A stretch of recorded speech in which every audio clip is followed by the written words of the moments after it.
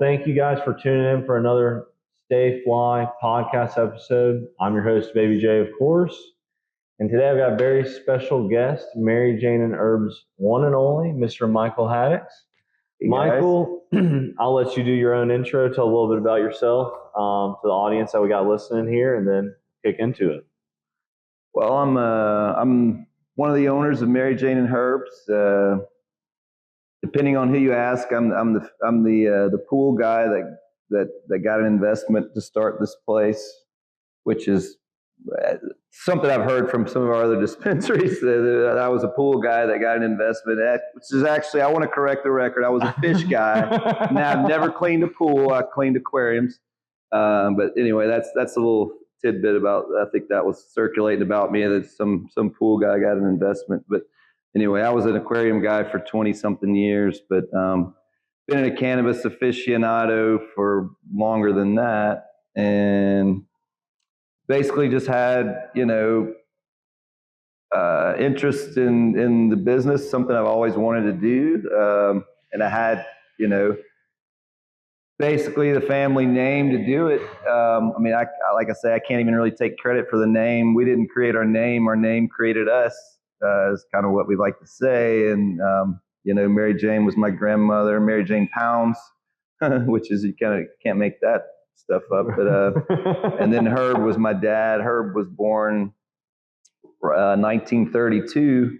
And when I look back at the timeline, it was Herbert Hoover was the president at that time from 31 to 33 or something like that. So I think my grandmother, being the poor sharecropper that she was at the time, probably named him after the president, thinking that would make him some kind of give him some kind of stature, and that's what poor people did, I guess, back then, and probably still to some, I'm going to name him after the most powerful man I can think of. So anyway, Herb didn't have a middle name. He was just Herbert, Herbert Haddix, and everybody called him Herb except for my mother and my Southern Baptist mother. So you say that you've been a cannabis aficionado for a long time. Where does your cannabis journey kind of start? 17. 17 years old? 17, and haven't really looked back.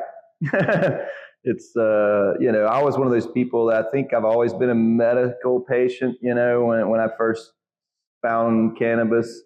And I was a second in the state tennis player at the time. Oh, wow. Second ranked in the state. But, it was always my happy place. I always found that, I think I'm overactive imagination, my brain kind of rolls, and you're here. It levels me out. It makes it converges the streams of of dialogue into one. I felt like the first time I used it, I was able to focus and think about one thing at a time. I remember in high school, the only times I ever got accused of being high was the one time I wasn't. when Miss Kathy said, I think I was chatty maybe, but maybe I would shut up otherwise and focus more. But anyway, I think it's always been kind of a medical thing for me, because I wouldn't say ADD, because I hate that word. I think people are just all unique, but I was probably difficult focusing on things, and I feel like that's a gift. Because I can multitask. I can entertain a lot of different things at once. But some people might call it ADD. I call it multitasking. But yeah, it does give me more of a focus where I can sit down and think about something. Write something down, focus on one thing at a time. And it's just always been, like I said, my happy place. I tried drinking in high school and it didn't work for me. And, my friends always kind of joked about how I liked it more than everyone else. And there was, in my high school yearbook, we had a thing, predict the future of a classmate. My best friend, Mark, had me listed as a security guard for a cannabis facility in my high school yearbook. And I had him listed as playing in Bourbon Street for spare change. Both predictions were very, very close. I'm actually in charge of security here, and he actually is playing not in New Orleans, but he is actually playing spare change. Crazy. You know, I don't know if we were both prophetic or just knew each other really well or whatever. But anyway, that's kind of how it, in a nutshell, a little more to it than that. But no, I totally understand. I mean, I'm the same way. Like, I've been smoking since I was a teenager. But that's also how I feel is the doctors say I have attention deficit hyperactivity disorder or whatever. And just makes you feel normal, right? Yeah, it makes me feel like I'm steady. I'm not here and everybody else is here. Yeah. Well, and, you know, if I'm not, you know, people probably, I mean, since I'm in the store all the time, you know, I smoke less now because I'm here all day. I'm on camera all day and I can't smoke all day. So I'm probably driving people crazy because I'm just, you know, a million miles an hour, you know, but, you know, that's probably a good thing. But strangely, I've always had a thing for numbers. You know, my wife and I got married on series of threes, 3996, you know, and three has always been kind of my gamer tag was Clown T33 for all my years of playing video games. And the year this place opened was the 33rd year of me being a cannabis user. So I don't know, like, take that what you will. That's like, you know, weird little things happen, you know, kind of pop up all the time. Really like weird. That, but my tag is Joe Calvin 36. I also play with. Well, 33 has been my number since like whatever year online gaming became a thing. I think it was PS3 or late PS2, early PS3. I made that gamer tag like 30 something years ago. And now I realized when this place opened, I was like, oh my God, this is 33 years. And my like, that's my kind of my online username for most things is Clown T33. So, you know, things happen weird sometimes. Yeah, it's funny how things can kind of work out like that. Yeah. So I'd like to say hi to Miss Jasmine. It's one of our favorite patients there. How are we doing, Miss Jasmine? She always wears her shirt in, and we love Miss Jasmine. Going from being 17 now to where we are today. Never thought I'd see this in Mississippi, you know. I mean, I would have been preparing for this a lot longer than 2 years, 3 years, 4 years, whatever it's been.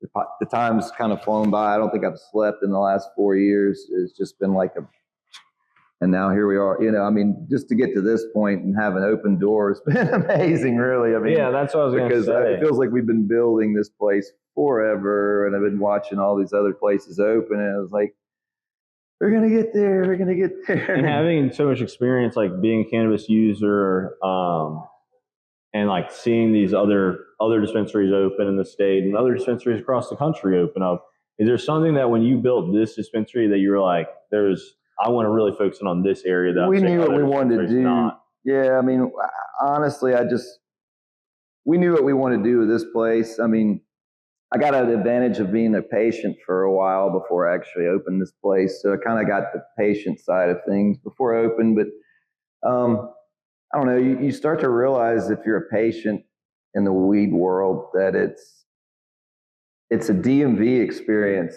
It's a TSA experience. And I would say that 99% of the stores I've been to are TSA DMV experiences. You take a number, you go to the counter, you talk to the guy, you wait for him to get your stuff, you leave, you know, and if there's someone in front of you, you wait for that person to do the same. And it's just like you're herded in and you're herded out, you know, and there's no normalcy about it. There's not a traditional shopping experience. There's no browsing. There's not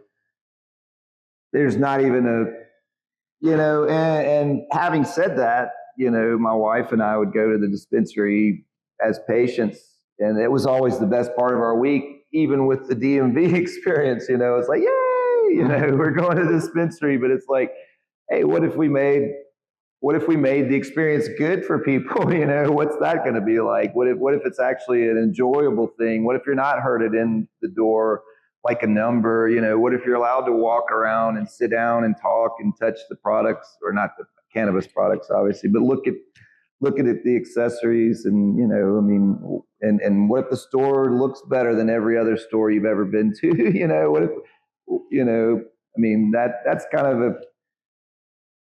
how do we make this thing mainstream if we're shuttling people into seedy little shops that personally I've been to my whole life and have never felt comfortable in a smoke shop. Yeah. I can't think of one smoke shop I've ever been into where I didn't feel condescended or just they're not warm or inviting. They're seedy and it's like you feel like you're shuttled into a back room where you're doing something wrong and you're hoping somebody didn't see you go in there. And it's like, I don't know. It's just, it's the opposite of warm and inviting, and it's strange because here we get a lot of older people. A lot of them have never been in a smoke shop or dispensary of any kind. And they say, well, this is my first time in a store like this. And I kind of laugh and say, well, this don't really expect this. Yeah, you started off really strong. But I was like, good choice. But yeah, this isn't typical. But I've seen the effects on these people. They come in and they don't feel, they're not reserved and they're not kind of, they feel they're it's normal to them, I mean, and like, how are you going to normalize the experience when everything about it feels wrong? Yeah. No, I agree. I mean, and I don't say wrong, but I mean, it's like, you don't shop for anything the way you shop for this, you don't go to your alcohol store and go to the counter, grab it and leave, you walk, I mean, you don't shop for anything that way. And I think it's just the lowest common denominator experience. It's like, what's the easiest way to sling weed in this town? Yeah, no, no, I agree with that. That's what I was going to say. It's like we legalize weed in the hopes that we don't have to deal with sketchy drug dealers anymore.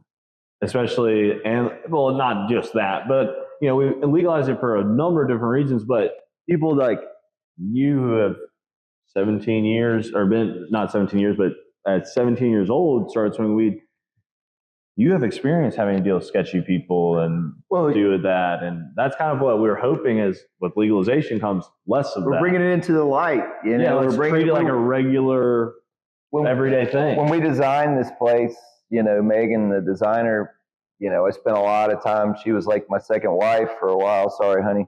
But really, I mean, this is like my fourth child. And we spent a lot of time talking about what we wanted to convey and how the experience, and one of the first things I told Megan is that I want this to be Americana, in the sense that I want this to look like the dispensary that could have existed in Mayberry next to the post office, that Aunt B might have gone into and had no issues, but I mean, that was kind of the goal. It's like, everybody's in the business of selling weed, trying to sell more weed than everybody. I mean, the dispensaries. And I say that, as a business owner, that's, pardon my slang, selling, promoting cannabis. But how do you promote something when you're, like I said, we're in the business of mainstreaming this, we're trying to elevate the status of this as something in society to where it's not looked down upon. I've been looked down upon my whole life by people that drank heavily. Oh, yeah. You know what I mean? And it's like, and here I am, I won a national championship tennis league tournament in 2013, and it's like, I've always been functional as a smoker, I mean, I was never like a dysfunctional, and I've always kind of resented that it was looked down on in society as like the governor would say, a bunch of stoners, potheads, and to the governor, I would like to challenge in any number of fitness challenges.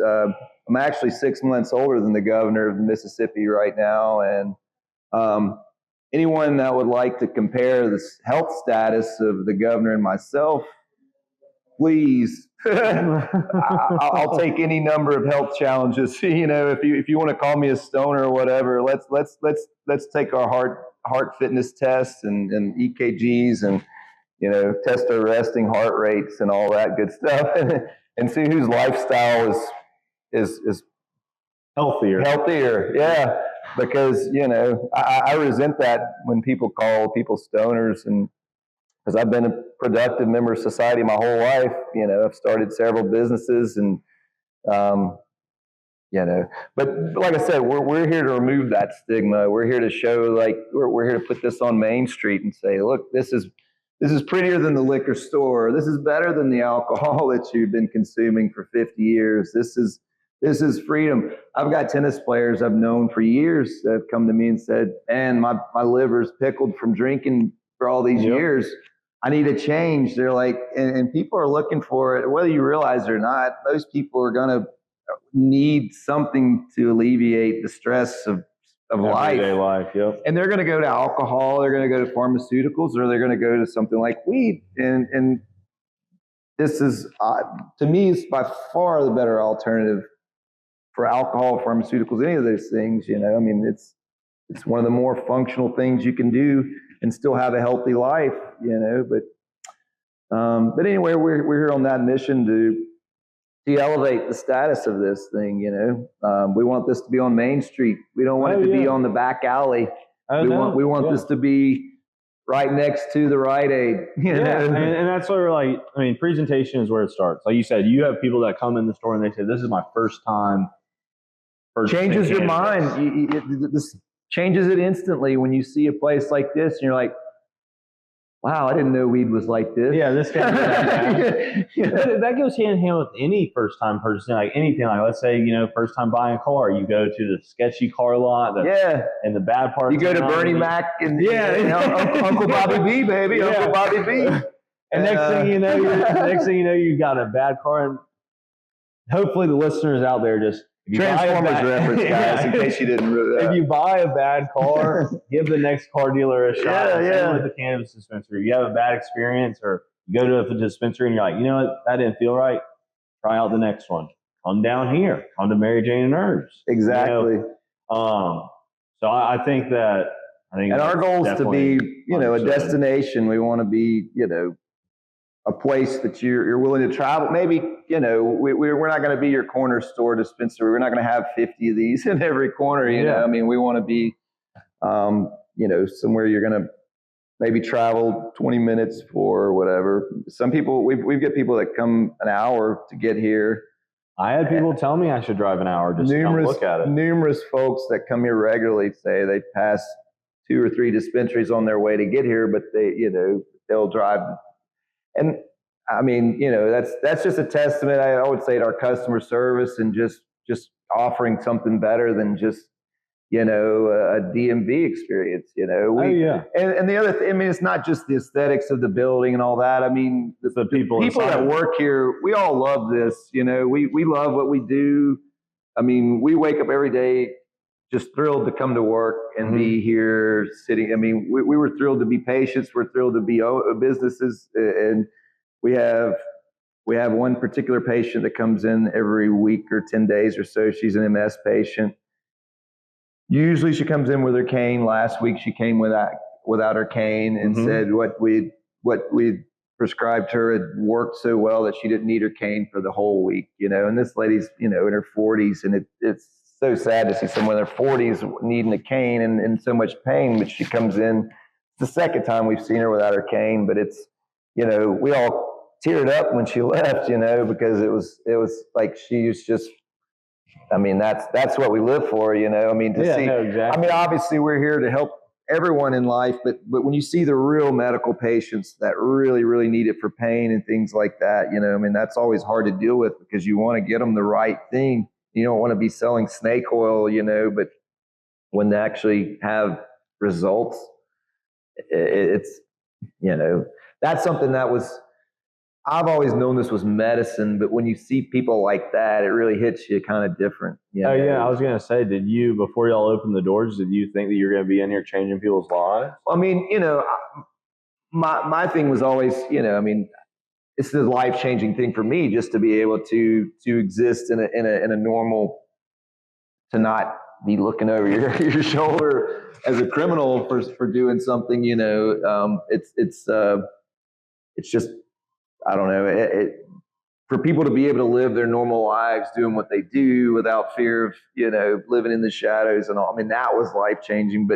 And I knew, like I said, I'd seen people with the dispensaries that you know, that they're really the pain patients. We have another patient that's a diabetic retinopathy patient, you know, and he's looking for that really relief, you know. And it's like, those are the toughest because you want to get it right, you know. Yeah, I mean, a lot of people are coming in for anxiety or things that they have trouble sleeping and this and that, and or restless leg syndrome, things like that. And it's a little easier because it's not as dire. But when it's like a pain issue, you're like, you really want it to, work on the first go. Yeah. Which sometimes is just not the case. Well, and it's a lot of trial and error.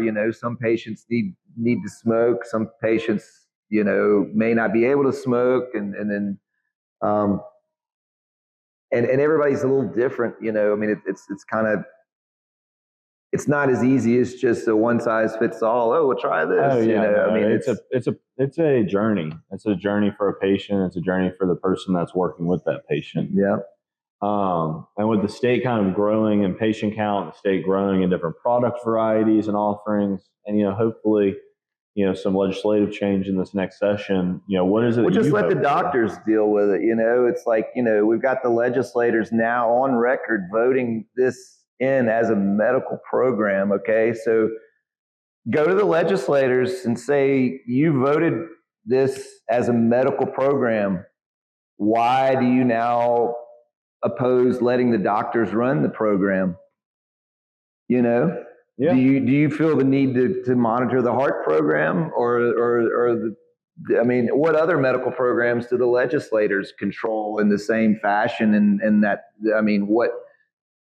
it's like we've acknowledged that it's medicine and that it's a medical program. So get out of the way and let the doctors decide how to administer it, right? Like, I'm not going to tell a lawyer how to decide how to defend a client because I have no law degrees. So Why do we have people with no medical degrees determining what a doctor can prescribe and how much? Well, hopefully with the federal rescheduling, we'll start. Well, that'll get them out of the way. Yeah. It's just a matter of getting people out of the way. Ultimately, it's like I'm with the legislators of Mississippi. Most of these guys are free market guys, except for when they're not, and I'm all about the free market, I just want to ask them why they aren't, because they created a quasi free market setup here. Yep. And these are a lot of guys that will criticize other parts of the country for not being, I remember Bloomberg getting criticism for when he tried to regulate sugar. They were calling him the sugar sheriff, and I was opposed to that too. But these are the same guys that were calling Bloomberg the sugar sheriff for not allowing 32-ounce drinks. And I don't know if you remember when they made it where you had to buy a 16-ounce drink in New York. Well, I'm saying, how is this different? How are you being any different here in Mississippi when you're determining that we have to buy something weekly that's never killed anyone? You're allotting this like Pez dispensers, and while people can get handfuls of opioids and things that can kill them, immediately. So it's like, make it make sense, And I know that's a big thing, especially, I'm from Alabama originally, and we have an opioid issue over there. And they really stuck it to you guys over there on the weed program, literally. I don't even call that a program, to be honest with you. Well, the suppositories, like I say, I think that's what you get, huh? Yeah. It's like, that's present from the governor to you. Yep. Here's your suppository. But we have a huge opioid crisis in Alabama, and we have the same thing here in Mississippi. There's a lot of opioid abuse. Do you have patients that have come in that have gotten off opioids because of that? Yeah, and we've got a lot of these guys, like I say, the diabetic retinopathy guy they're looking for alternatives to a lot of that stuff. They're wanting a better solution. There's just.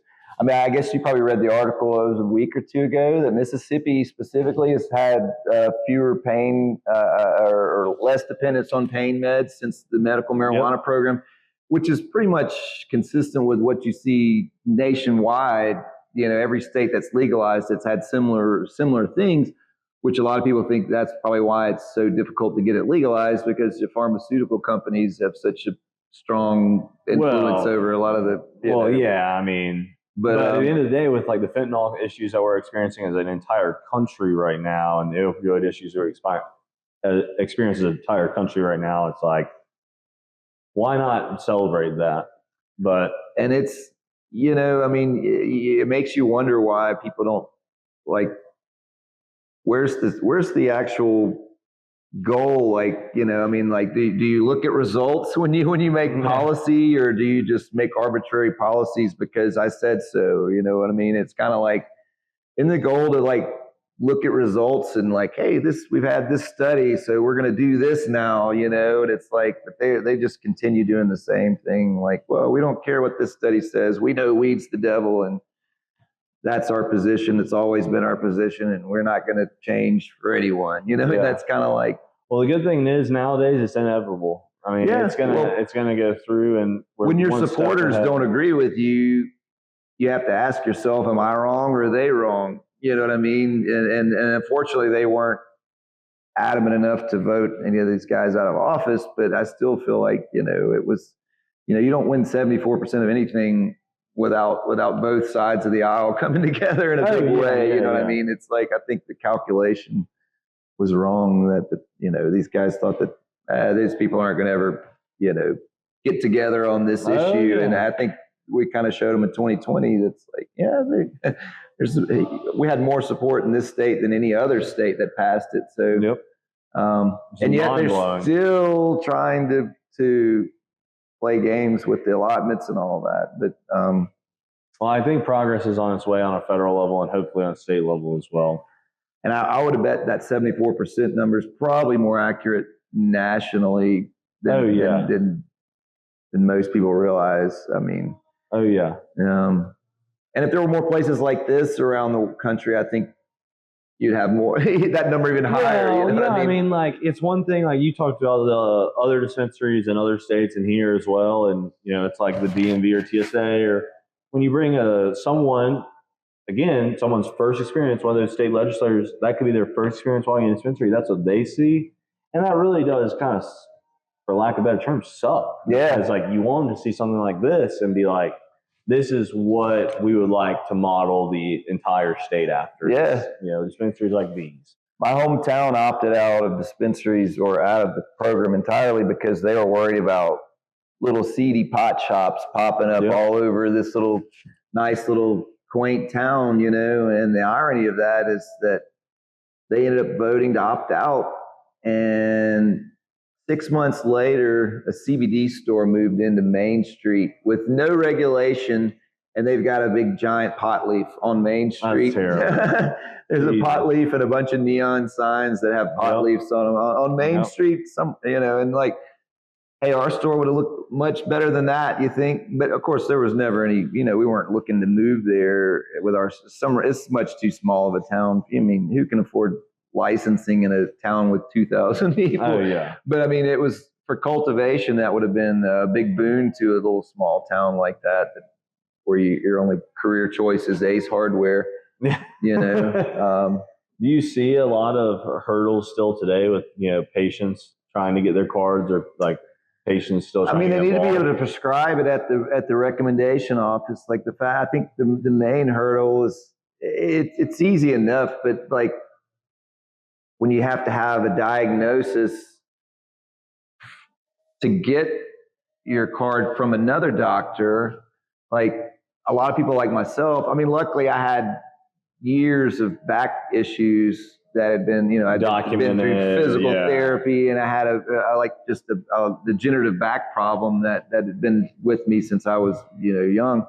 But for a lot of people that have pain like I do, that just don't go to the doctor for it, I mean, I hadn't been to the doctor in 10 years or something like that, you know, and I went back and just said, hey, can you give me a record, or can you update my diagnosis for my back? Because it had been long. But people that don't go to the doctors, though, they don't have that track record that's required. And, you know, you should be able to just go to the doctor prescribing and say, hey, my back's been screwed up for years. And that's the thing is, like, and what you're talking about is so much more true for people in Mississippi, because going to the doctor costs a lot of money. Not a lot of money in the I'm uninsured. I've been uninsured for 20 years, since whatever. Probably most of my life I've been uninsured. But, you know, I mean, that's an additional expense to go to the doctor before you go to another doctor, and then you get your card and all that. I mean, you know, in Florida, process. I had a buddy, you know, that went to Florida and got his card in 2 weeks. Yep. At a Green Docks place, and he was, a resident of Florida. But I mean, when he moved there, he was able to literally go to one of those clinics and get his card within 2 weeks. Yeah. But we got a lot to learn. I mean, we got a lot to learn, and I think that's also part of it is, everyone's still hesitant. And the thing that the powers that be don't realize is like you aren't preventing people from using medicine when you're pushing them to the black market. You're pushing them onto the black market, and that's what I don't know if you saw the conversation with Mr. Brisboe maybe 2 years ago when they were discussing the 2095. Before 2095 came out, they had Andrew Brisboe was from, I believe, Michigan, and at the time he was the marijuana policy. Mm-hmm.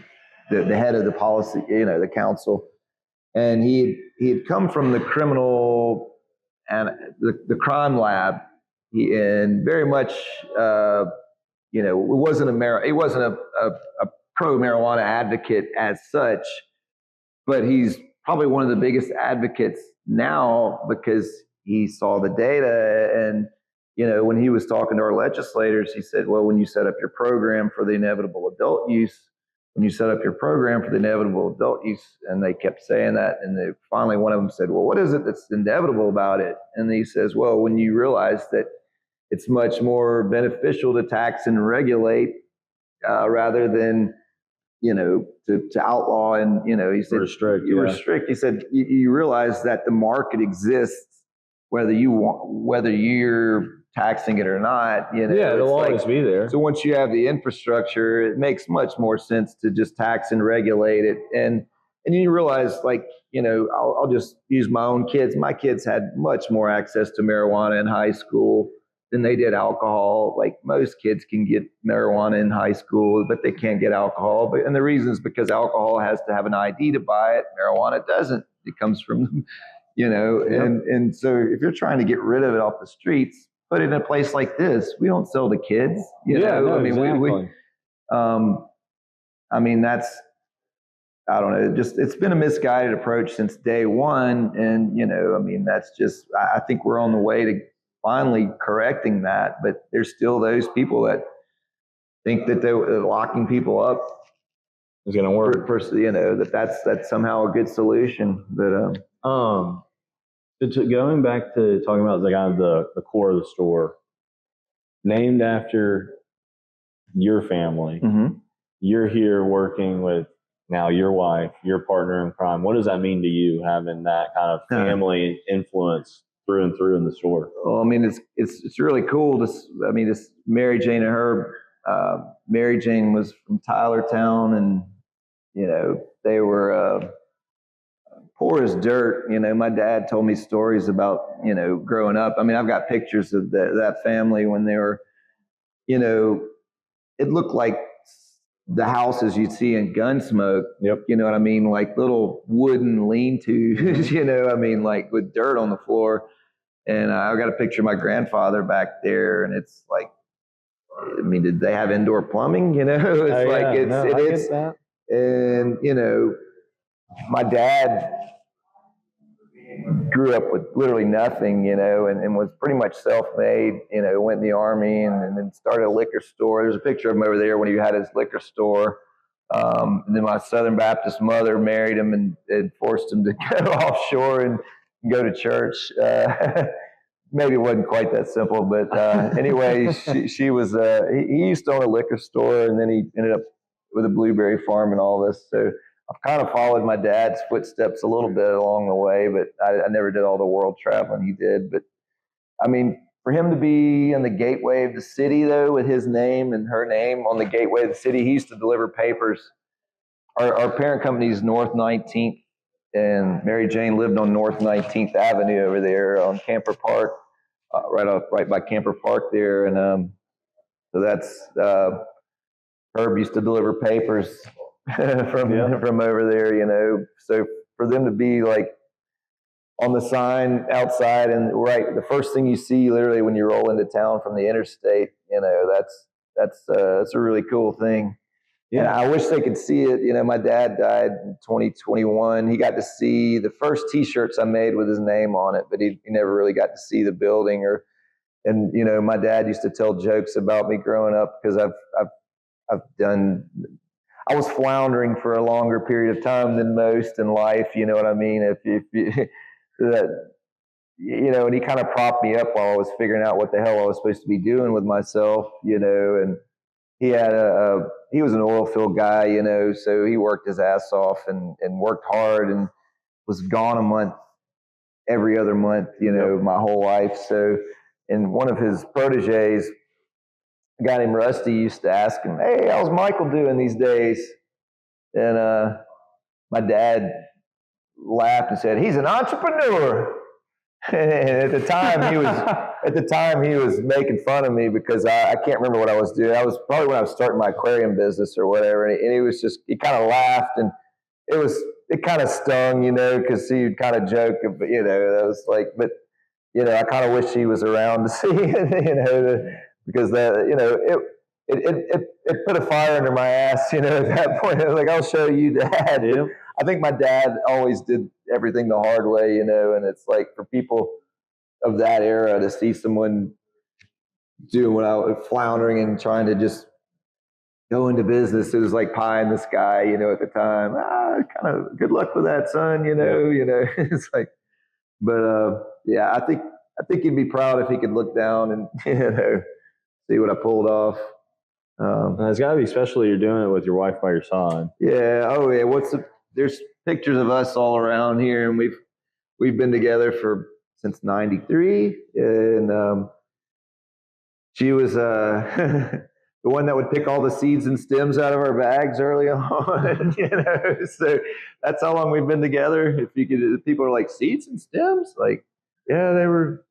Pick up an old High Times magazine from the 70s and you'll try to understand what they're talking about. You know? Now like, if you find a seed or a stem, this stuff used to come from Mexico, and yeah, before it was called nugs and kind buds and all that good stuff. Like, yeah, and then I remember the kind bud era, and you know, the nugs era was kind of a thing because it was worth more than gold at the time.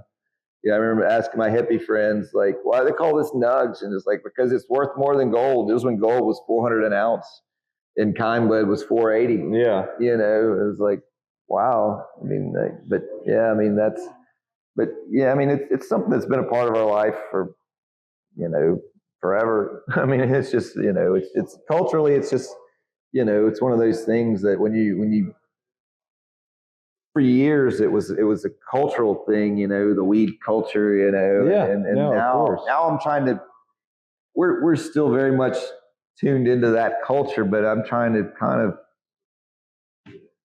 you know, I'm saying, like, come on, guys, like, all right, it's time to make this thing, you know, it's like, I get it. We've all come from that culture, but like, it's, you know. Well, that's the hard part is because the guys on the other side. There's like an insider culture there. Yeah, you know what I mean? Like and it's easy to condescend the people who've never been in part of this. But we got to kind of bring them together. And it's like, I mean, really this store was designed to bridge that gap because it's like, you know, people don't realize this, but we're a hardcore weed store wrapped in a boutique. Yep. You know, and it's like a lot of people looked in. I had some customers say, "Oh no, I didn't know if I was gonna like your store, man. It look kind of fancy and all this stuff." And man, I came in and y'all got all this stuff in here, and I was like, "Man, this is my place, man." And I'm like, dude, this, you know, I mean, don't let the look fool you.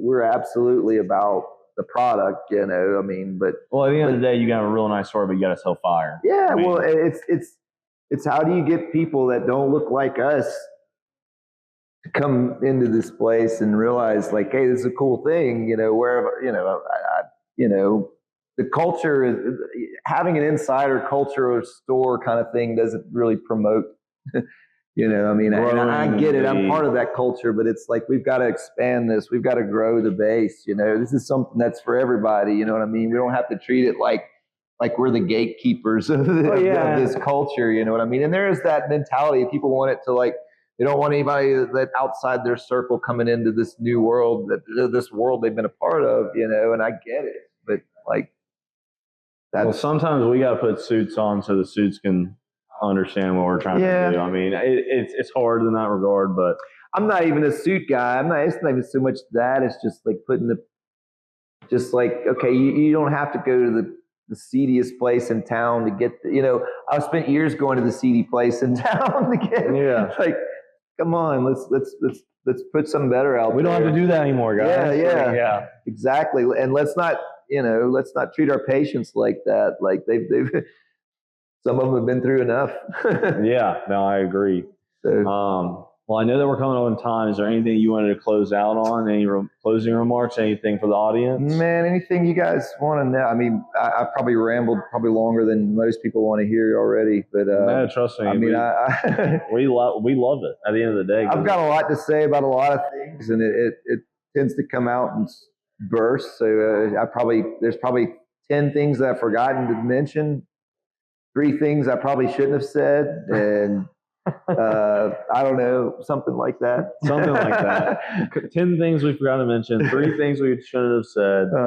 But at the end of the day, we'll just roll it up and smoke it. Yeah. Thanks for tuning in for another episode. And Michael, we'll definitely have you back on. Appreciate it, guys.